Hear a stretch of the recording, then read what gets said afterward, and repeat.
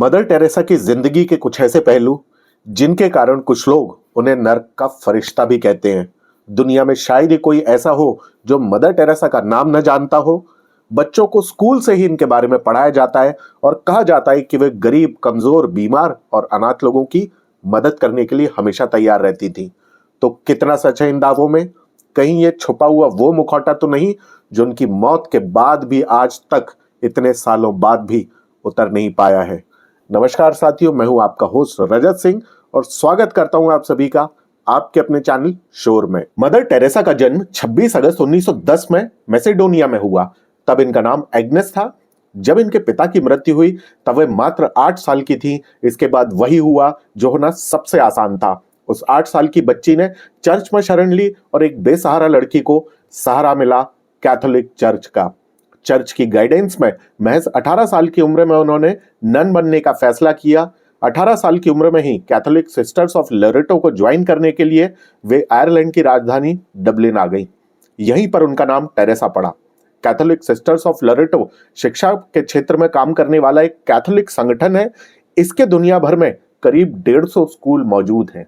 भारत में भी इसके कई स्कूल हैं और समय समय पर बहुत सारी कंट्रोवर्सीज में शामिल भी रहे। पर अभी हम बात करने वाले हैं टेरेसा की। 1929 में 19 साल की उम्र में वो श्रीलंका के रास्ते भारत के कलकत्ता शहर पहुंची। 1929 में ही भारत और बंगाल दोनों की हालत समझना बहुत जरूरी हो जाता है। भारत उस समय ब्रिटेन का एक उपनिवेश था और यूरोप के ग्रेट डिप्रेशन की मार भारत पर बहुत भयानक पड़ रही थी। ब्रिटेन अपनी स्थिति सुधारने के लिए भारत का सोना ब्रिटेन ले जा रहा था और Mother Teresa Saint Mary high school में पढ़ा रही थी। इस समय सभी आयरलैंड से भारत आई महिलाएं बिना एजुकेशन के कॉन्वेंट में टीचर नहीं बन गई थी। कुछ ऐसी भी थी जो भारत की आजादी के लिए संघर्ष करने की कोशिश भी कर रही थी, जैसे कि एनी बेसेंट। उन्हें पता था कि गुलाम बनाकर किसी की सेवा कभी नहीं की जा सकती है। शायद ये बात टेरेसा नहीं जानती थी, पर अपनी जिंदगी का इतना लंबा समय 18 साल 1929 से लेकर 1947 तक गुलाम भारत में गुजारा, पर उन्होंने भारत की गुलामी के खिलाफ कभी एक स्टैंड नहीं लिया, कभी एक शब्द नहीं बोला। मैं ये नहीं कह रहा कि वो काश फ्रीडम फाइटर बन जाती, पर 18 साल तक उन्होंने भारत के गुलाम होने पर एक स्टेटमेंट भी नहीं दिया। अगर वो यह सब जानकर भी मौन थी तो यह कहना भी गलत नहीं होगा कि वो भारत को गुलाम बनाए जाने का समर्थन करती थी। अब यहां यह जानना भी जरूरी हो जाता है कि बाइबल स्लेवरी के बारे में क्या कहती है, यानी कि गुलामी के बारे में क्या कहती है। बाइबल स्लेवरी के बारे में बहुत सारी बातें करती तो है, परंतु स्लेवरी को या गुलामी को सीधे तौर पर कंडेम नहीं करती। खैर, अभी भी यह समझना ज्यादा जरूरी है कि मदर टेरेसा का असली चेहरा क्या था। एक अमेरिकन राइटर मार्क ट्वेन ने कहा है, give a man a reputation as an early riser and he can sleep till noon then. यानी किसी व्यक्ति को एक बार सुबह जल्दी उठने की अगर ख्याति मिल जाए तो वह दोपहर तक सो सकता है। और फिर मदर टेरेसा की ख्याति का तो कहना ही क्या। जब तक वे जिंदा थी उनसे मिलने वाले सेलिब्रिटीज की एक बड़ी संख्या थी। उनकी ख्याति के लिए उन्हें नोबेल प्राइज और इवन भारत रत्न तक दे दिया गया। भारत की आजादी के 3 साल बाद यानी कि 1950 में मदर टेरेसा ने कलकत्ता में मिशनरीज ऑफ चैरिटी नाम की एक संस्था बनाई। इसके नाम में चैरिटी थी, पर हम आगे देखेंगे कि इस चैरिटी के पैसे का हुआ क्या। 1950 के भारत में बहुत सारी प्रॉब्लम थी, जैसे कि गरीबी, भुखमरी, बीमारियां। ऐसे में मदर टेरेसा की संस्था ने समाज के लिए काम करना चालू किया। इसके लिए उन्हें दुनिया भर से चंदा भी मिला और एक समय तो ऐसा भी आ गया कि पूरा रोमन कैथोलिक चर्च का चंदा भी इनके मिले डोनेशंस के आगे फीका लगने लगा था। पर आज भी यह प्रश्न उतना ही प्रासंगिक है जितना कि तब था कि इस पैसे का क्या हुआ। सोशल सर्विस ऑफ चैरिटी के नाम पर मिले पैसे का एक बड़ा हिस्सा रोमन कैथोलिक चर्च को लगातार भेजा गया, जो कि समाज सेवा में लगाना चाहिए था। अब बात अगर मदर टेरेसा की हो रही है तो समाज सेवा की बात तो करनी ही पड़ेगी। आखिर उनकी संस्था का नाम मिशनरीज ऑफ चैरिटी ही है। अब नाम में ही चैरिटी है तो कम से कम बातों में चैरिटी तो जरूर ही होगी। अब अगर हम उनकी संस्था की वेबसाइट पर जाएं तो यहाँ अबाउट अस में मदर टेरेसा के शब्दों में इसका लक्ष्य लिखा हुआ है, और वो है, the aim of the missionary sisters is to devote themselves heart and soul and exclusively to the material and spiritual welfare of all dispute people। यानी कि मिशनरीज ऑफ चैरिटी में काम करने वाली सिस्टर्स का लक्ष्य है जरूरतमंद लोगों की हर संभव मदद करना। चित्रकूट के घाट पर भई संतन की भीड़, तुलसीदास चंदन घिसत, तिलक देत रघुवीर। जब हम संत शब्द को सुनते हैं तो दिमाग में एक ऐसे व्यक्ति का खाका सा बन जाता है जो दुनिया में सभी लोभ लालचों से दूर हो चुका हो, जिसके अंदर कोई पक्षपात जिंदा ना हो। कबीर को भी लोग संत कहते हैं, और कोई निर्मोही सा आदमी हुआ या हमें दिखा अचानक तो उसे अनायास ही मुंह से निकल जाता है कि बड़ा ही संत आदमी है, किसी से कुछ भी नहीं कहता। लेकिन इसका जो अंग्रेजी शब्द है सेंट, उसके पीछे की कहानी और शब्द का मतलब बहुत ही अलग है। फिर भी हम यहाँ कोशिश करेंगे कि संत या सेंट शब्द को जर्नलाइज नहीं करें, वरना हम अपने मूल टॉपिक से भटक जाएंगे। 1950 में मदर टेरेसा ने मिशनरीज ऑफ चैरिटी की स्थापना की, और उसके कुछ समय बाद ही 14 दिसंबर 1951 को अल्बेनिया की नागरिकता को त्याग कर भारत की नागरिकता अपना ली। अब मदर टेरेसा के कार्यों का पूरा केंद्र आजाद भारत हो चुका था, और बहुत सारे लोग उन्हें उनके काम करने के तरीके के कारण सेंट ऑफ द गटर भी कहते थे। हालांकि उनके साथ काम करने वाले बहुत सारे लोगों के विचार इससे ठीक उलट थे। जैसे एक समय मदर टेरेसा के कलकत्ता वाले सेवाघर में काम कर चुके डॉक्टर अरूप चैटर्जी। डॉक्टर अरूप चैटर्जी ने मदर टेरेसा के ऊपर एक किताब लिखी जिसका नाम है mother Teresa the untold story. इस किताब के 2016 में छपने के बाद ही एक बड़ा हंगामा खड़ा कर दिया। मदर टेरेसा के बहुत सारे समर्थकों ने जहां इस किताब को एक सिरे से नकार दिया, वहीं इंग्लैंड की मैगजीन टाइम्स एजुकेशन ने इसे जरूरी और वेल डॉक्यूमेंटेड बताया। ब्रिटेन की मैगजीन सोशलिस्ट रिव्यू ने भी कहा कि इस बुक में मदर टेरेसा के काम के असली चेहरे को उजागर करने में बहुत मदद की है। भारत में मोहन भागवत, जिनका इंट्रोडक्शन देने की कोई जरूरत तो है नहीं, उन्होंने भी मदर टेरेसा के बारे में 2015 में कहा था कि मदर टेरेसा के कामों के पीछे सिर्फ एक ही छुपा हुआ मोटिव था, और वह मोटिव था कन्वर्जन, यानी कि लोगों का धर्म परिवर्तन करवाकर उन्हें क्रिश्चियन बनवाना।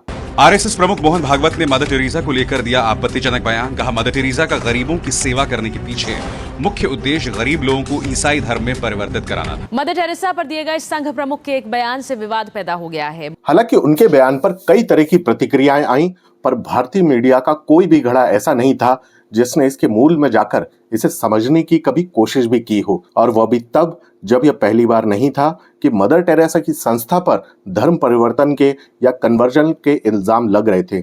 शायद इंडियन मीडिया को ग्राउंड रिपोर्टिंग करने की आदत लगभग छूट ही चुकी है, या वो पीआर के गेम में इतनी उलझ चुकी है कि वह यह करना ही नहीं चाहती।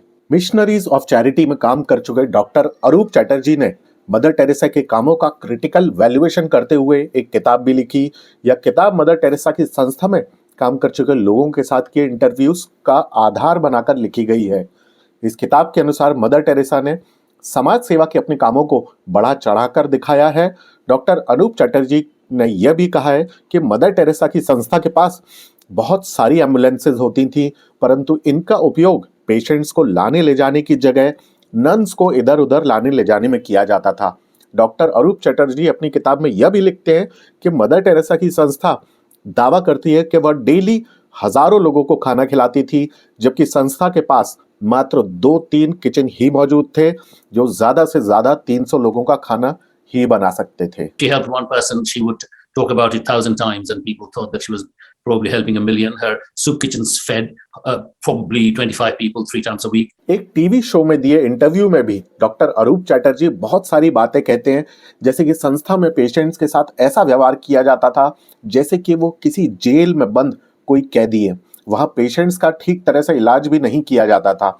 उनके अनुसार मदर टेरेसा को यह लगता था कि पीड़ा को सहकर ही मनुष्य ईश्वर के करीब पहुंच सकता है, इसलिए वो पीड़ा को ईश्वर का आशीर्वाद मानती थी। वे ये भी कहते हैं कि मदर टेरेसा की तबीयत जब खुद खराब होती थी तो वे अपना इलाज देश विदेश के महंगे से महंगे अस्पतालों में करवाती थी। वे आगे यह भी कहते हैं कि संस्था में बच्चों के इलाज के लिए उनके माता पिता को एक एप्लीकेशन फॉर्म भी साइन करना पड़ता था, जिस पर यह लिखा होता था कि वे अपने बच्चों पर से अपना अधिकार त्याग रहे हैं और अपने बच्चों को संस्था के हवाले कर रहे हैं। इस फॉर्म को भरे बिना किसी भी बच्चे का इलाज पॉसिबल ही नहीं था। क्रिस्टोफर हिचन्स एक ब्रिटिश बॉर्न अमेरिकन राइटर हैं। उन्होंने 18 से ज्यादा बुक्स लिखी थी। इनमें से 2 बुक्स ज्यादा विवादास्पद रहीं। पहली बुक थी द मिशनरी पोजीशन, जो कि मदर टेरेसा के काम करने के तरीके के ऊपर थी, और दूसरी बुक थी गॉड इज नॉट ग्रेट, जो कि धार्मिक विश्वासों पर सवाल उठाती है और उसकी आलोचना भी करती है। क्रिस्टोफर हिचन्स की मदर टेरेसा पर लिखी किताब द मिशनरी पोजीशन 1995 में पब्लिश होती है और मदर टेरेसा के काम करने के तरीकों पर एक नया पर्सपेक्टिव क्रिएट कर देती है। हालांकि क्रिस्टोफर हिचन्स को एक धर्म विरोधी व्यक्ति माना जाता है, वे अक्सर ऐसे धर्मों के खिलाफ बोलते थे जिनमें एक ईश्वर माना जाता है, जैसे क्रिश्चियन धर्म, इस्लाम और यहूदी धर्म। क्रिस्टोफर हिचन्स मदर टेरेसा को कुछ इस तरह बयां करते हैं कि वह एक धार्मिक रूढ़िवादी, राजनीतिक गुप्तचर, एक कट्टर उपदेशक और दुनिया भर की कट्टर धार्मिक ताकतों की साथी थी। मिशनरीज ऑफ चैरिटी पर बात करते हुए हिचन्स इसे दुख का संप्रदाय कहते हैं और वे आरोप लगाते हैं कि मदर टेरेसा ने गोद लिए हुए अपने शहर कलकत्ता को नरक की तरह पेश किया दुनिया के सामने। हिचन्स अपनी किताब द मिशनरी पोजीशन में मदर टेरेसा पर गंभीर आरोप भी लगाते हैं, जैसे मदर टेरेसा की संस्थाओं में मरने की हालत में पहुंचे मरीजों का जानबूझकर गलत तरीके से धर्म परिवर्तन कराया जाता था। जैसे मरने से पहले उनसे पूछा जाता था क्या वे सीधे स्वर्ग जाना चाहते हैं, और अगर व्यक्ति जवाब में हाँ कहता तो उसकी हाँ को धर्म परिवर्तन की मंजूरी मानकर उसे क्रिश्चियन बना दिया जाता था। भारत के बहुत सारे हिंदू और मुसलमानों को क्रिश्चियन बनाने के समर्थन करते हुए मरे कैम्पटन ने भी यह कहा था कि मरीजों को स्पष्ट रूप से यह नहीं बताया जाता था कि उनका धर्म परिवर्तन कराया जा रहा है। चार्ल्स कीटिंग जूनियर एक अमेरिकन अपराधी थे जिन्होंने 1980 के दशक के अंत में इन्वेस्टिंग के नाम पर लोगों से लाखों रुपए लेकर उनको ठगा। वह अपनी इस लूट की कमाई को अपनी अय्याश लाइफस्टाइल पर खर्च करता था या फिर क्रिश्चियनिटी के विस्तार के लिए पैसे देता था। इसने मदर टेरेसा को भी $252 लाख दिए थे। चार्ल्स कीटिंग ने संबंधों को लेकर भी मदर टेरेसा से कई सवाल किए गए, पर कभी भी कोई सेटिस्फैक्टरी आंसर उनकी ओर से कभी नहीं आया। यहां तक कि जब चार्ल्स कीटिंग पर मुकदमा चला तब मदर टेरेसा ने कोर्ट के जज पॉल डब्ल्यू टर्ली को लेटर लिखकर कहा था कि चार्ल्स कीटिंग के व्यवसाय और राजनीति के बारे में मैं नहीं जानती, बस इतना जानती हूं कि वे एक नेक इंसान हैं और जीसस क्राइस्ट की धार्मिक भावनाओं को याद रखकर ही यह फैसला होना चाहिए। यह किसी भी जज के लिए बहुत ही सरप्राइजिंग था। तो जज ने मदर टेरेसा को लेटर लिखा जिसमें उन्होंने कहा कि अगर स्वयं जीसस क्राइस्ट का सामना चार्ल्स कीटिंग जैसे अपराधी से होता तो जीसस क्राइस्ट उनके लोगों से ठगे पैसों को लौटाने में देर नहीं लगाते। जज ने अपनी चिट्ठी में चार्ल्स कीटिंग के अपराधों का विस्तार से ब्यौरा दिया और कहा कि कैसे ज्यादा रिटर्न के नाम पर लाखों लोगों से चार्ल्स कीटिंग ने पैसे हड़पे। जज ने मदर टेरेसा से कई सवाल भी पूछे, पर जैसा होना था वही हुआ। मदर टेरेसा ने जज के सवालों का जवाब कभी नहीं दिया। हालांकि यह पहली बार नहीं था कि मदर टेरेसा का नाम किसी कंट्रोवर्शियल व्यक्ति से जुड़ा हो, पर मदर टेरेसा की तरफ से कभी भी किसी भी प्रश्न का संतोषजनक आंसर नहीं दिया गया। सबसे ज्यादा जो आरोप मदर टेरेसा पर लगा वह था लोगों का अनैतिक धर्म परिवर्तन का। ऐसा नहीं है कि उनकी संस्था में मदद के लिए पहुंचे गरीब कमजोर लोगों का धर्म परिवर्तन नहीं हुआ, बस कहानी ये गढ़ी गई कि यह धर्म परिवर्तन अनैतिक नहीं था।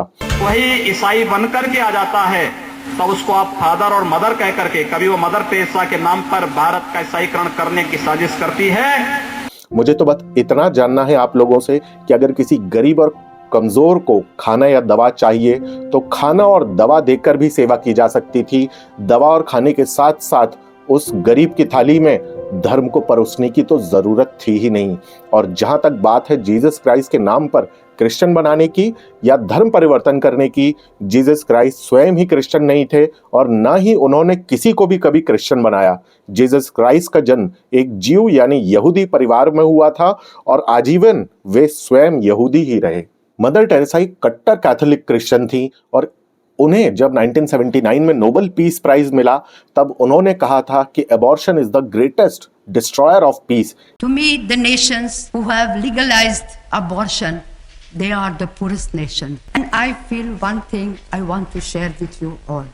The greatest destroyer of peace today is the cry of the innocent unborn child. यानी कि गर्भपात दुनिया की शांति के लिए सबसे बड़ा खतरा है। बताइए, हालांकि अगर हम 1979 के विश्व को ध्यान से देखें तो विश्व शांति के लिए उस समय अमेरिका और यूएसएसआर के बीच कोल्ड वॉर, परमाणु हथियारों की होड़, ईरानी क्रांति के कारण ऑयल की कीमतें बढ़ जाना, या फिर भारत की तरफ भी देखें तो महंगाई, गरीबी, बेरोजगारी, या फिर भारत के बड़े बड़े हिस्सों में सूखे के हालात, राजनीतिक उथल पुथल और जमशेदपुर, अलीगढ़, बिहार, बंगाल में हो रहे कम्युनल राइट्स ज्यादा बड़ा खतरा थे और किसी को भी यह समझने के लिए ज्यादा ज्ञान की जरूरत थी ही नहीं।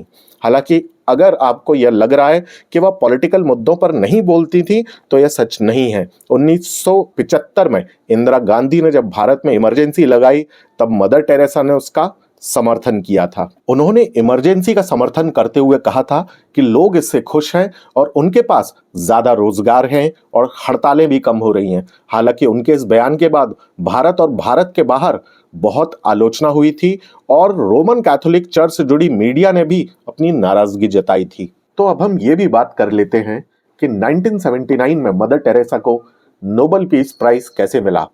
क्रिस्टोफर हिचेंस ने 2003 में अपने लेख में लिखा था कि यह हमें चर्च के मध्यकालीन भ्रष्टाचार की ओर ले जाता है, जो अमीरों को भोग लालसा बेचते हुए गरीबों को नर्क की आग और संयम बरतने का उपदेश देता है। मदर टेरेसा गरीबों की दोस्त नहीं थी, वह गरीबी की दोस्त थी। उन्होंने दुख को ईश्वर का उपहार बताया था।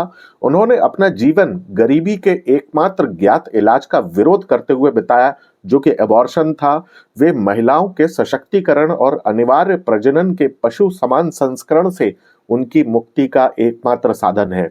हालांकि Nobel peace prize winners list में ऐसे बहुत सारे नाम रहे दुनिया भर के जो कंट्रोवर्शियल है, जैसे कि बराक ओबामा, यूरोपियन यूनियन, आंग सांग सू की, यासिर अराफात और यहाँ तक कि नोबेल कमेटी ने 1939 में एडोल्फ हिटलर तक का नाम नॉमिनेट कर दिया था। बहुत बार बात की जाती है मदर टेरेसा के शेल्टर होम्स की, चाहे उन्हें किसी भी नाम से पुकारा जाता हो। जैसे कि एक नाम था कालीघाट में होम फॉर द डाइंग, हालांकि अब इसका नाम home for the pure heart हो चुका है। 1952 में मदर टेरेसा ने इसे धर्मशाला के रूप में खोला था।